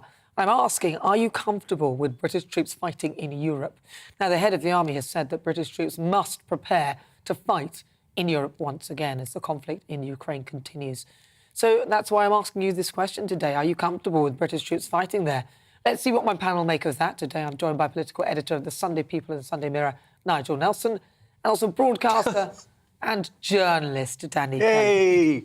Recognition. I'll do it only this once. Recognition. Once you've written something. Right, Nigel, what do you think? I wouldn't be comfortable with it, but I do think it might be a necessity. What it does mean, of course, is that we have to change the whole way we're reforming the British Army. At the moment, the idea is we weren't going to fight a war in Europe, therefore we need rapid deployment to deal with foreign wars, we need to deal with China in the Pacific, and we're looking at sort of cyber warfare as being the most likely. This will take us something back to the 90s again. If we're going to have, the days of the British Army on the Rhine, where you had 4 armoured divisions, but they were there to try and prevent a nuclear war, and nuclear was the next stage to that. Now, since then, we had 800 tanks knocking about in those days. Since then, we've got new plans for 2025, 148 tanks. The Russians have already lost 1,400 tanks in Ukraine. So you can see the kind of odds you'd be up against. But it does mean a complete rethink about the way we conduct our defences. When you say the odds you'll be up against, are you saying that Russia is well-resourced or that we're better resourced so that we'd annihilate them in a sense? Well, I'm not sure we'd annihilate them, but what you would assume is the only way a war could actually happen is if Putin decides to attack a NATO country. We would then have the full backing of NATO. What I'm really talking about at the moment is, as our contribution to NATO, we would need to reorganise the British Army more on the lines we had back in the 1990s when we were last confronting Russia than the plans we have for it going forward. Danny? I think what the last 2 or 3 months has shown is that tank warfare is more or less over, because these things can just be blasted sky high with these anti-tank rockets. I was listening to a military commentator who was saying that artillery now is the way to really pound at your enemy, and precision targeting. To answer your question directly, Nana, about whether I'm comfortable, no, I'm not. It scares me witless to think of British soldiers, boots on the ground in Eastern Europe, fighting against this lunatic Putin. You and I were talking between the break about whether he's really going to go into the Baltic states. And I have to concede to the experts on this, to Tobias Ellwood, to the head of the British Army today, who said you've got to prepare for boots on the ground. Now, they're the experts on this. I'm just hoping he stops. He's not going to stop. He's not going to stop. That mindset there, if you're prepared to flatten a place like Mariupol and pretty much annihilate the place so it's rubble and not really consider, the people there. I mean, they were bombing things that said children, they were bombing theatres, bombing railway stations. They weren't really focusing on munitions, and then they were taking people from those areas to other parts of Russia. To me, that's a genocide. As far as I can see, that to me looks like genocide. But that's why the war in Ukraine can't be lost. Well, that's why I believe that we do have to go in. And I think Tobias Ellwood was spot on. And it's interesting that Peter Tatchell, who is a human rights campaigner, even he had to concede that actually it may well be necessary. But what about his threat of nuclear war? I think part of his rhetoric is to suggest or insinuate that he's got a nuclear army on standby. Well, he has. And if any foreign boots are on the ground in Ukraine, then he's going to see that as an act of war. Well, so at what point do we just say, OK, look, we don't believe you about this threat of nuclear war, or no, we believe you, but we're still going to go in and fight you? We can't go into Ukraine. No. I mean, it's you think we can't? I think we can't. If Ukraine had been a NATO country, we're in a different ballgame. But they're planning to join. But that's that could happen. What if that happens quickly, like the European Union fast-track them in? It looks like it won't happen that quickly. Right. So the idea of Ukraine becoming a NATO country overnight is just not really a goer. So I think the important thing is that we know where our kind of red lines are. Our red line is NATO countries. If one Russian soldier crosses them, that would be an act of war. The other red line is, and the reason we're not giving Ukraine long-range weapons is a direct attack on Russia.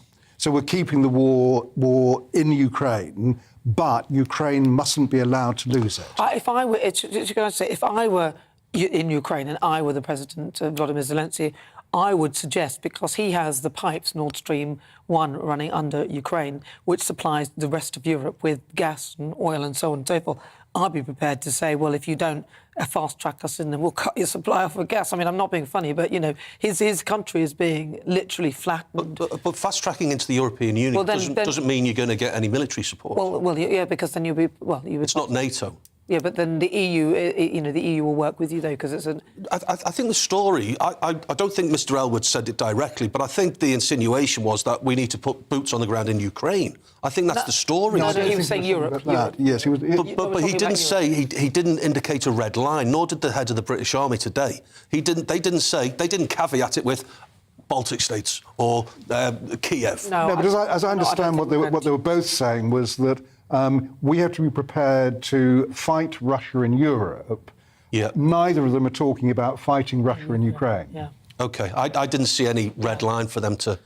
No. I thought it was rather ambiguous, put it that way. Well, and open to interpretation. Well, it is open to interpretation, and yes, I mean, you could incorporate Ukrainian... Because if we're going to stop this madman, then at some point... But he's just going to keep going, though, isn't he? He's not going to... But my point is, if we accept that this fella's he's a lunatic and he's going to go and try and reform the USSR, then you might as well start fighting him sooner rather than later. Yeah, but it would be an act of war against Russia. I know, but we believe that he's not going to stop. So we're going to get engaged in war. Well, put it a different way. If he gets victory in Ukraine, he will then go on to the next country because the whole idea is to recreate the old Soviet Union. So the important thing is to stop him in Ukraine. Bear in mind, we should have done that back in 2014. We should have done it, yeah. When he invaded Crimea. But Mr Elwood said it's too late to stop him in Ukraine. Well, maybe it is, but we can at least know that if he's going to try anything else, we can stop him from going any further, or at least show him that, actually, we're not just going to watch this anymore. But then he has got the nuclear weapons and he's talked about the button. But then if we're all at war, then we're all, we're in it. If he strikes one, then I suppose that's the end of the world. Let me find out what our viewers say, because there's nothing without you lot. Let's welcome our great British voices. This is your opportunity to be on the show and tell us what you really think about the topics we're discussing. Where should we head over to? Oh, let's go to Blackpool. Yeah, let's do that. I'm going to have a chat with a painter and decorator. I'll speak to Nigel Alderson. It's your namesake, Nigel. Nigel Alderson. So, look, what do you think then? Are you comfortable with troops being sent to Europe, getting ready to fight? I'm all for the army being as prepared as possible, but no, I don't want them going in fighting in Europe at all. It's happened in the First, Second World War, and it's destroyed our country, nearest damn it. We don't want to do it again. It's a European thing. We're not Europeans, we're British. Let them sort it out themselves as much as possible. But just try and keep out of it, because I don't want Putin dropping the bombs on us. Might damage my motorcycle, and I would be upset. So, no, keep out of it as much as possible. That's what I think. Well, what about the argument that, we've got inflation now, skyrocketing inflation, and, food might not be able to get across the border and all these things, which would have a huge effect and impact on you and your life. And as you said, he could still try and strike the United Kingdom. I noticed both, neither of them mentioned that, and I thought that, to me, in my head, that's where Putin would go. But what's your argument to that? Might help me diet a bit if it gets even more expensive. I don't know. I'm not a politician. I just hope it doesn't come to it. Really hope it doesn't come to it. We don't need to get involved in a war. God's sake, no. No. Totally against the war. Nigel, think of something else. Yeah, think of something else. Nigel, thank you so much for your view, and it's a view that's expressed by a lot of people. Let's see what you've been saying online. Let's have a look. Les says, of course not. It would be a massive distraction with huge casualties for spurious reasons. David says, if a NATO country is invaded, then we have to. Otherwise, absolutely not. We're way too close to World War III as it is. Now says any politician who votes for war should be made to go themselves. That is a very good point. Those who vote for it should go for it. Listen, now, thank you for that. You've had the last word on this. Let's move on, shall we? Let's do something different. I want to talk about Rowan Atkinson. I want to talk about cancel culture, because he's hit back at it and he's insisted that comedians should be allowed to make jokes about absolutely anything in a free society. The Mr Bean star said that the purpose of comedy was to have the potential to offend and argued that humour is made to make someone look ridiculous. I love Rowan Atkinson. So I'm going to ask you, what do you think? Do you think it's the job of comedy to offend? Nigel? Not to be gratuitously offensive. The whole point of comedy is to be funny. And depending how you do that, if you offend somebody along the way, that's fine, provided it's funny, but not gratuitously. Don't go out to offend. If a few people are offended, that's a different matter. It can be slightly funny, though. I think sometimes comics can almost have a bullying streak to them. And when they target certain communities. Growing up in the 80s, I'm a Scouser. Harry Enfield had this sketch about calm down, calm down. And some 30 years later, it's still thrown at us at football matches and everything. And we're sick and tired of it as a Scouser. It was funny. but it was funny, but it's no longer funny. No, I don't think so. And I think sometimes people can get ground down by comics who target certain... Rowan Atkinson's right. Look, you should make a trans joke, that's fine.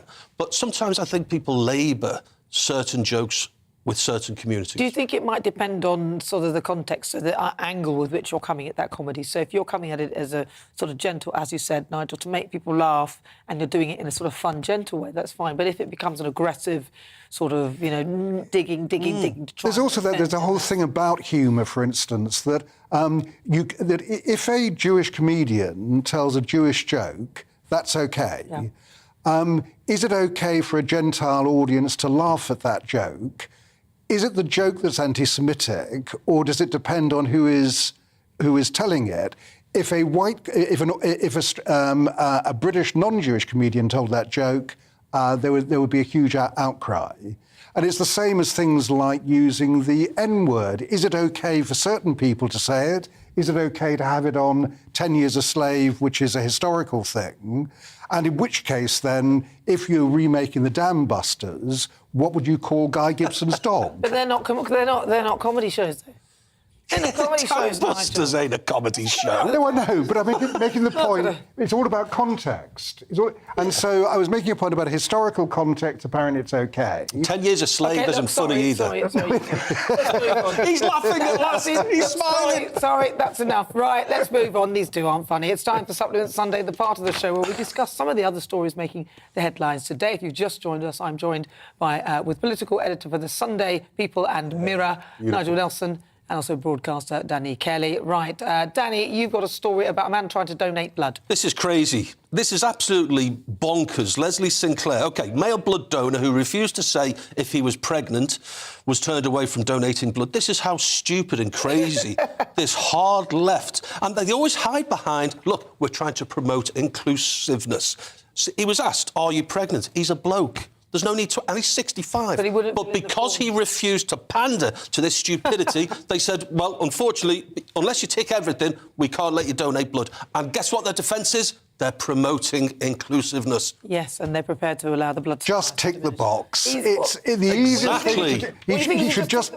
Yeah, he should just tick the box. Well, he should. He's been donating should. For years, though. That's silly. No. He's a man. You don't need to ask whether he's It's a straightforward form asking a number of questions about diseases you might have had. One of the issues comes up about being pregnant. It's the same form. Just tick it. But if you're a man, it doesn't matter. Nigel, what have you got coming at? I've got the origin of Tutankhamun's curse finally unwrapped. And what this is the idea that Tutankhamun's tomb was cursed has gone through history. According to this, it was a Daily Mail reporter who made the whole thing up because the scoop was given to the Times.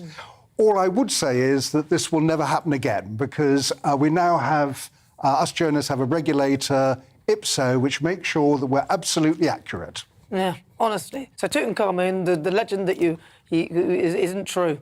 Well, being a journalist myself, I can connect with everything you've just said. OK, right, snowflake alert. Don't tell the snowflakes, but the dragon dies. Woke University slaps violence and discrimination trigger warnings on the 15th century text about St. George. He may have slain a dragon, but St. George has proved to be no match for the woke warriors of academia.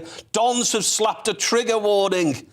What? On the historic and heroic story of England's patron saint, the legend proves upsetting for some students, offensive to some students, and more or less completely unacceptable to students. So there is a warning. OK, this contains dragon slaying, this contains... Maybe it's jingoism, I don't know. But they're saying, look, you need to be conscious here that there's things in this that are going to upset you. What is wrong with people? I mean, it's just ridiculous. I'm with you, Tor, this one. I think this is stupid. The one thing I would like to have seen a warning on was when I watched Bambi with my children for the first time. I was absolutely shocked that Bambi's mother died. That really did need a warning.